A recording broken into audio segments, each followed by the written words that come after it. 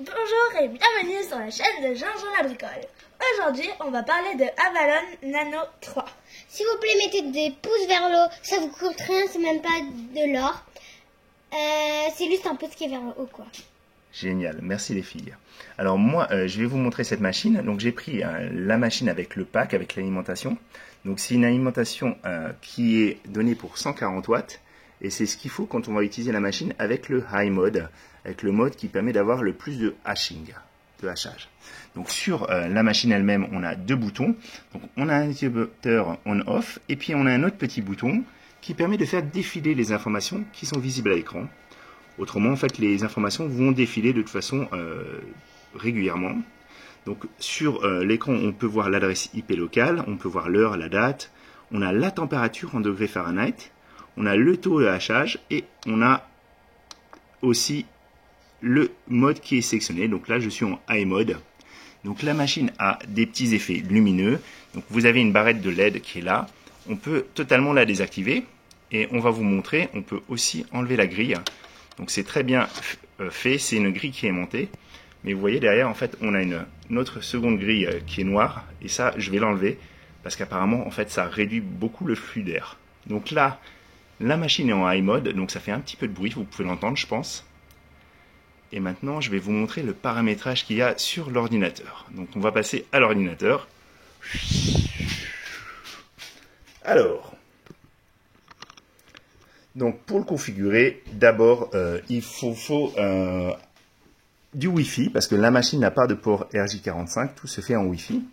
Donc ici, vous avez l'application. L'application s'appelle Remote Avalon Nano. Donc elle est fournie par le constructeur qui est Canon. Donc vous avez simplement à la télécharger.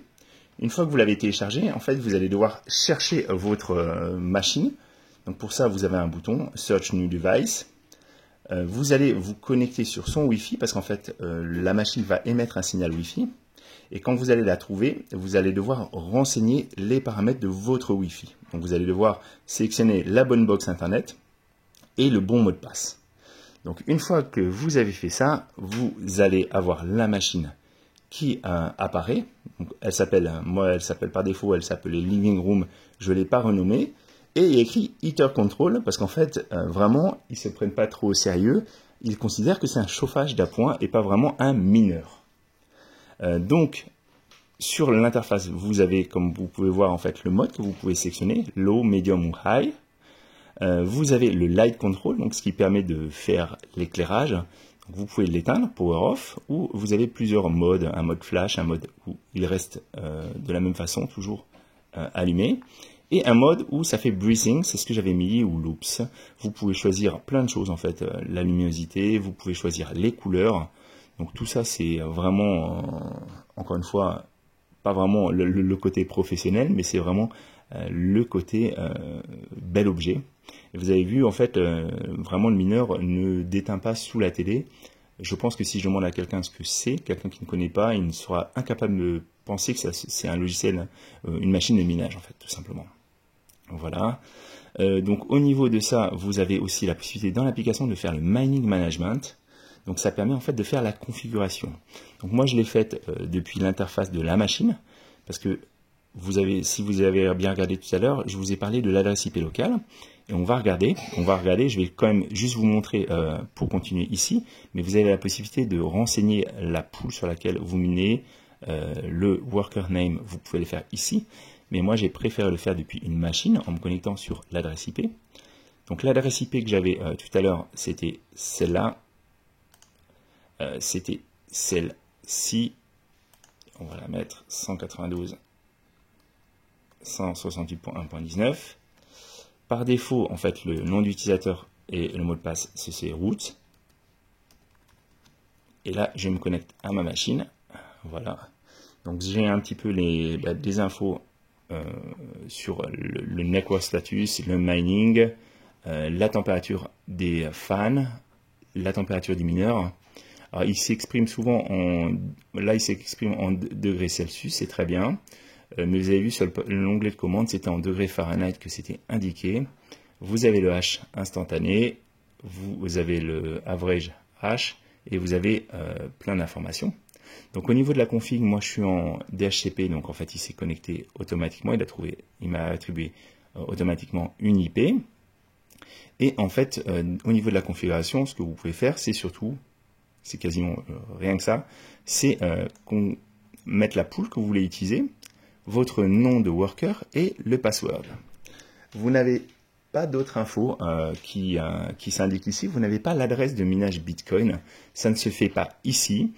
Ça se fait au niveau de la pool. Ça aussi, c'est quelque chose. Alors après, moi, je suis pas un spécialiste. J'ai été sectionné Brain Pool. C'est celle qu'ils promeuvent avec la machine. Et donc j'ai dû me créer un compte, donc je me suis créé un compte et ensuite j'ai accès à une dashboard. Donc sur la dashboard on peut voir en fait quand mon mineur a été éteint, quand il était en low mode, parce qu'il y a un low mode, medium mode et high mode, qui ne donne pas le même taux de hachage, mais qui ne fait pas non plus le même bruit, parce que vous avez bien vu, le mineur fait un petit peu de bruit en high mode. C'est pas du tout le cas en low mode, par exemple, on peut dormir à côté sans aucun problème, on ne l'entend pas. À 2-3 mètres, il est vraiment inaudible. Donc, moi, j'ai simplement été dans Worker pour le connecter et j'ai fait Connect Worker. Donc là, ça me donne le port pour le minage et le User ID, donc Jean-Jean la bricole et avec un mot de passe, anything 123. Donc c'est ce que j'ai mis, c'est ce qui permet en fait à la pool d'identifier mon mineur pour que les rewards aillent sur mon compte. Donc pour l'instant, encore une fois, je n'ai pas utilisé, je n'ai pas renseigné l'adresse Bitcoin. Les rewards, je les vois ici dans la partie rewards. Vous les avez là. Donc pour l'instant, avec cette machine, j'ai généré 0,000000067 BTC. Donc vous avez en fait les dates depuis le moment où j'ai commencé jusqu'à maintenant. Et vous avez ici mon account balance, parce qu'il doit y avoir une partie qui est pas encore, qui doit pas avoir été encore payée. Voilà. Donc on a les rewards d'hier, la profitabilité pour 1 TH. On a toutes ces infos, donc la pool est plutôt sympa à utiliser. J'ai pas encore creusé toutes les choses qu'il y a avec cette pool. Ça fera sûrement l'objet d'une prochaine vidéo. Moi en tout cas, je suis très très content de cette machine. C'est vraiment extrêmement simple de commencer le minage avec, même quand on ne dispose pas encore d'une adresse Bitcoin, parce qu'encore une fois, ça se paramètre après. Il faut simplement avoir confiance que la pool ne va pas fermer, mais là je suis quand même une très grosse pool qui a en plus le support de Canaan. Voilà. Donc Canaan propose ce mineur avec différents coloris. Moi j'étais resté sur une version un petit peu sobre. Il y a des versions qui sont quand même beaucoup plus funky.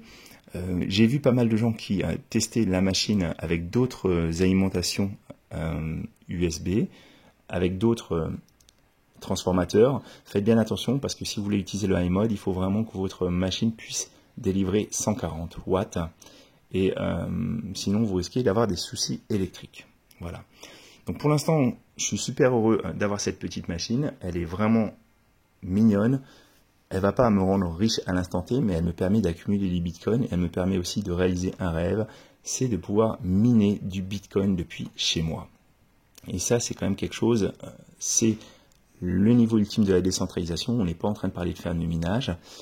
Avec cette machine, je n'aurai pas de problème pour payer ma facture électrique, qu'on soit bien d'accord, même si j'en avais quelques-unes, ça ne me poserait pas de problème. C'est pas du tout la même chose quand vous êtes sur un vrai mineur d'entreprise, on va dire, où ça peut aller très très vite.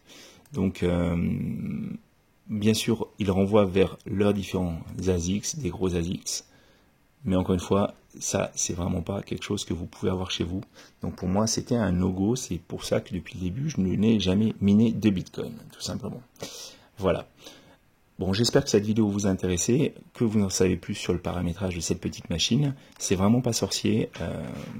En plus, vous pouvez même le faire si vous n'avez pas accès à un ordinateur. Vous pouvez déjà faire le paramétrage depuis votre... depuis l'application mobile.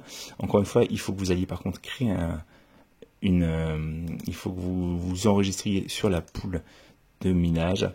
il y a peut-être des poules où il n'y a pas d'enregistrement. Moi, je ne sais pas. J'ai testé que celle-là, encore une fois, sur le minage Bitcoin. Je ne suis pas encore très calé. Voilà. Donc, je vous dis à bientôt, les amis. J'espère que cette installation vous a intéressé.